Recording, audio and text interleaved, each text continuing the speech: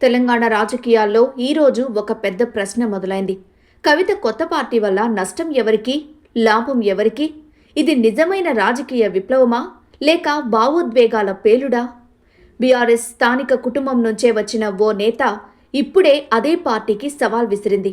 అసలు ఈ గేమ్ వెనుక ఉన్న రాజకీయ లెక్కలేంటి? తెలంగాణ జాగృతి ఇప్పటి వరకు ఒక సాంస్కృతిక, సామాజిక ఉద్యమం, కానీ ఇప్పుడు అదే రాజకీయ పార్టీగా మారుతోంది. వ్యక్తిగా వెళ్తున్నాను, రాజకీయ శక్తిగా తిరిగొస్తాను.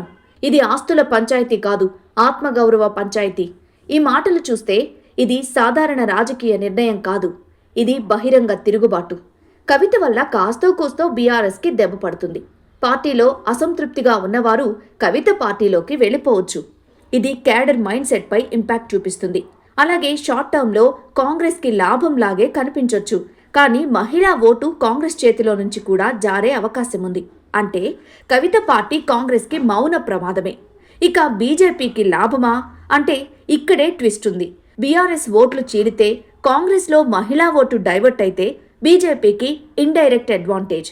కానీ కవిత పార్టీ బీజేపీకి ప్రత్యామ్నాయంగా ఎదిగితే అది మరో గేమ్ చేంజర్.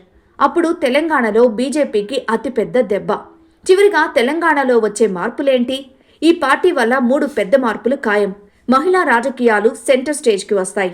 ఉద్యమ భావోద్వేగం మళ్లీ చర్చలోకి వస్తుంది. కుటుంబ రాజకీయాలు వర్సెస్ ఆత్మగౌరవం అనే డిబేట్ స్టార్ట్. ఇదంతా పక్కన పెడితే నిజంగా కవితకి అంత సీనుందా? ఇది అసలు కీలక ప్రశ్న. ప్లస్ పాయింట్స్: పేరు, ఉద్యమ నేపథ్యం, మహిళా లీడర్షిప్, తెలంగాణ జాగృతి నెట్వర్క్.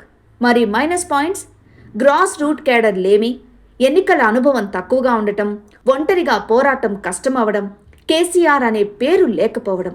కాబట్టి కేవలం ఆవేశంతో పార్టీ పెడితే నిలబడదు.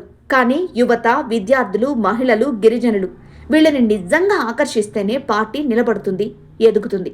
ఫైనల్గా కవిత పార్టీ ఎవరికో తక్షణ నష్టం, ఎవరికో దీర్ఘకాల ప్రమాదం, తెలంగాణ రాజకీయాలకు మాత్రం ఖచ్చితంగా ఒక షేక్.